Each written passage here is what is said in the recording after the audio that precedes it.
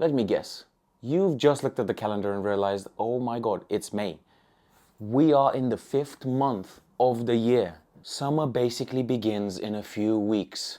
And just like any other year, you wanted this to be the year where you finally lose the weight. Have a body that you are proud of. So you're currently researching and have decided that it is time to go back on a diet. You have about 6 to 8 weeks to lose as much weight as possible. So it's either going to be another new fad diet, or you're just going to go back to Atkins because that's the one that worked last time. Well, let me tell you, before you do any of that, spend the next few minutes watching this video, and if it doesn't help you in any way, go ahead and do whatever diet that you want to do. First of all, if you are thinking of doing any of these, please don't. If you're going to do an overnight switch, so from next Monday you've decided that all the food you eat is clean, there will be just salads, grilled meats, and there will be a lot of gym and a lot of cardio. That's not going to work because you're switching from your daily right now to something that is completely different. You don't yet have the willpower to maintain that. Willpower is a skill, along with discipline and dedication. Second, if you are thinking of exploding the shit out of your cardio and going from 0 cardio to maybe an hour a day, potentially running, Stepmaster, playing sports on the weekend, riding a bicycle, all of that from nothing, it won't work. I mean, hell, I'll be surprised if you can even do 2 days in a row. Again, just like the previous example, these are skills that take time to be built. You don't have the facilities for it yet. So you cannot do a cardio explosion out of nowhere. Third, if you are thinking of going on a liquid detox for the next 5 days and just drinking green tea and eating minimum amounts of food, because that will clear your system, that will clear all the toxins that are holding on that weight, which is why you haven't been losing weight until now. You're either dumber than you look, or whoever you got your information from is an absolute marketing genius because he made you believe that's possible. It is not. So if you are thinking of doing any of those, watch this first. And if by the end you're still thinking of doing them, go ahead. At least I know. I've done my best to help you understand some things. So before I can help you with what to do and the next steps forward, you need to fully understand why what you're thinking of doing, the things that I previously mentioned, aren't going to work. And actually, they never will. The way I operate is through understanding. I can't just follow a procedure without knowing why I'm following it and what it actually does. So I'm hoping that if I help you understand why these things don't work, then you through logic are going to understand why the things I'm telling you will work. Plus, as Mr. Stein said, doing the same thing over and over again, expecting different results, is what insanity means.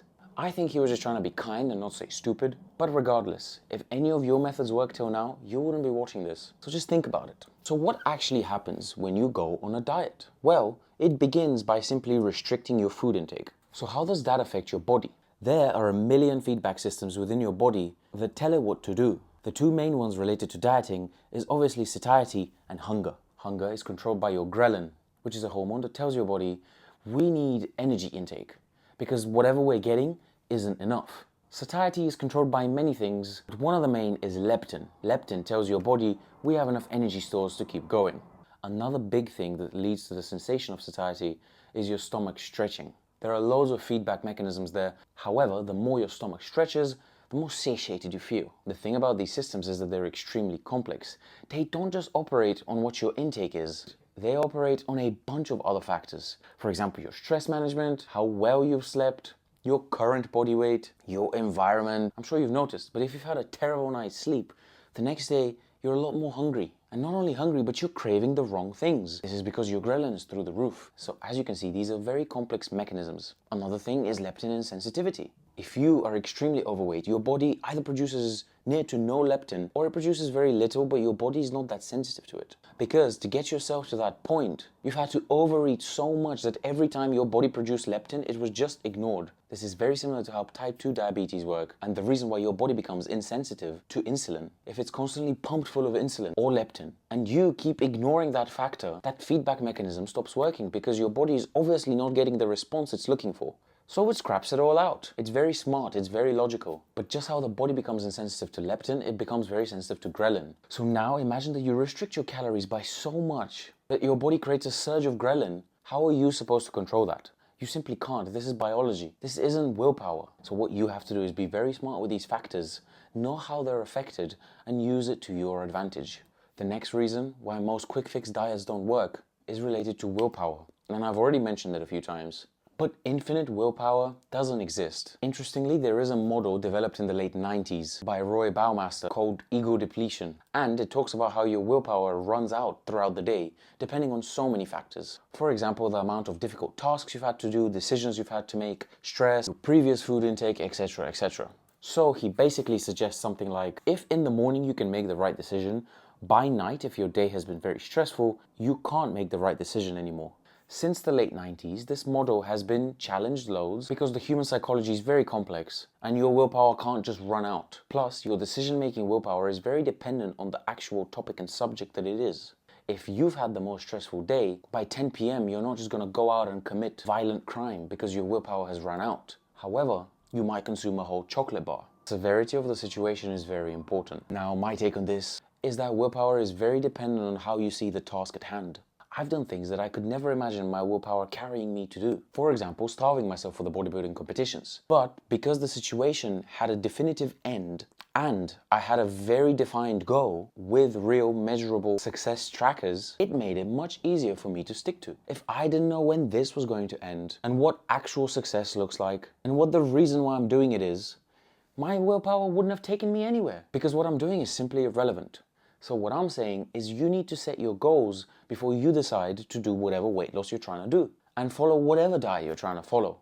If you have a goal, you know how success looks like, you know when it's ending, and you know what the reason for you doing it is, then your willpower will take you much further than it has before. With that being said, it leads me to my next point. Before you start any of these diets, sit down and be very realistic with what you can expect and with what you can actually achieve. If you have never lost more than 2-3 kilos in your life, you cannot now sit down and expect to lose 20. If you have never stuck to a diet for more than 2 weeks of your life, now you can't expect to stick for a year. Sit down and figure out what is achievable. How I would do this is first pick when this whole thing is ending. When you know when something hard and difficult is going to end, it makes the whole process so much easier. So, do you have a summer holiday coming up? If you do, what's the date? If you don't, then maybe plan one. Or maybe you have an important social event coming up. Or maybe your birthday's coming up. Or maybe your partner's birthday's coming up. Point being, know when it all ends. The second thing you have to do is set realistic expectations of how much you can actually lose. A good, relatively sustainable diet is about 1% of your body weight a week. So if you weigh 80 kilo, that's about 800 grams a week. If you have 10 weeks, that's about 8 kilos, relatively speaking. If you're worried, you could always -1 just to be safe and feel better about achieving it. And finally, your physical activity expectations. Be realistic with them. If you have never gone out for a run, don't expect to go out running 5 times a week. If you have never gone to the gym, don't expect to go to the gym 6 days a week. Be realistic. If in 10 weeks you tell somebody that you've been consistent with the gym for 10 weeks and you've gone 3 times a week, how proud are you going to be? Imagine that. Even if you went 2 times a week, that's still 10 weeks of consistency that you've done, which you have probably never done before. So anything counts. Good. Now that that's done, what can you actually do? Here's the plan. You're either going to open a new notes sheet on your phone or get an actual physical notebook and a pen and write down absolutely everything that you consume in grams. That means if you don't have a scale, you're going to have to get a scale. Yes, it will be extremely tedious, but it is very, very important. You're going to write down everything. And I mean, how much milk do you put in your coffee? How much sugar do you put in your coffee? Any additional snacks that you had between the meals? Any seconds that you got yourself. If you didn't finish a plate of food, weigh the remainder. Any late night snacks. You're not going to be showing this to anybody, so be truthful with yourself. If you are not writing something down, you're literally only hiding it from yourself. When you are the one that consumed it, picked it up and put it in your mouth. So there is literally nothing to hide. Be 100% transparent. It's for you. After you've done the tedious work for 3 to 4 days, which does take the most effort, it gets easier now. The first thing you're going to do is look at that sheet and circle anything that is extremely unhealthy that you are extremely unhappy about. So for example, if you've had crisps every single day, circle that out. If you had a whole bar of chocolate one of the nights, circle that out. This makes you aware of some of the worst dietary habits that you have. That's okay. Awareness is extremely important. You might not have known that you do that before. Now what you can do is, let's say you have alcohol 6 nights in a week.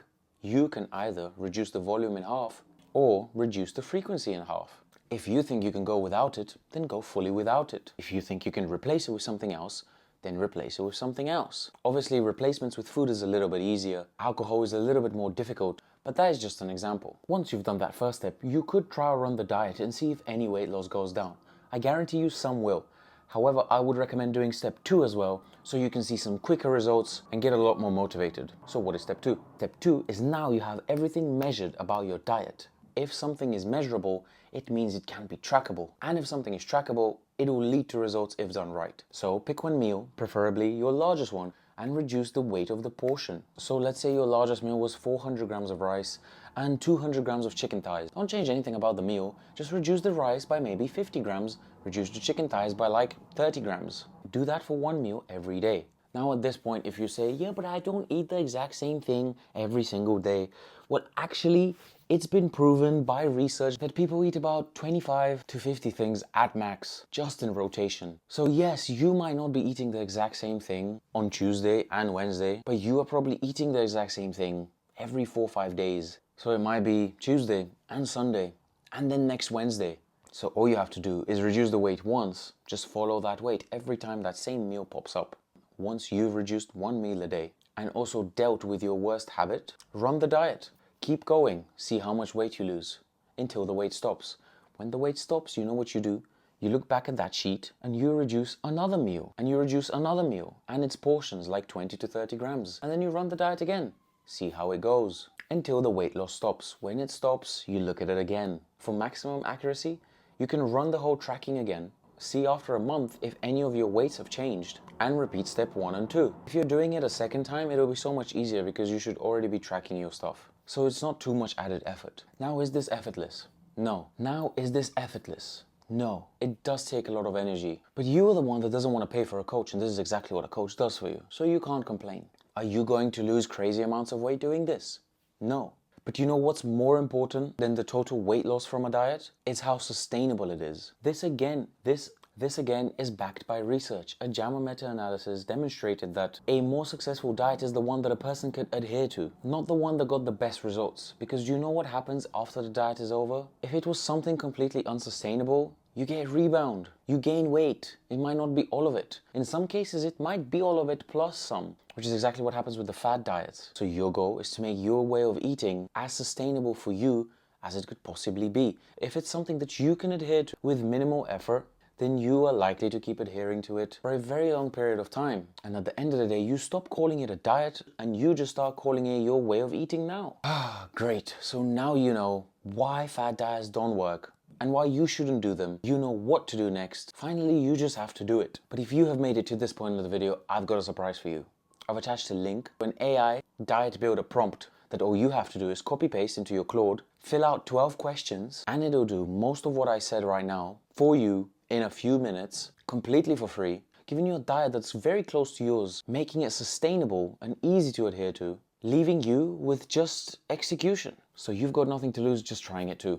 And on that note, thank you so much for watching. If you found any of this useful, drop it a like, maybe a subscribe, or if you think somebody else might find it useful, share it with them. Good luck on your summer diets. I hope you don't make the same mistakes you did last year, and see ya, boys and girls.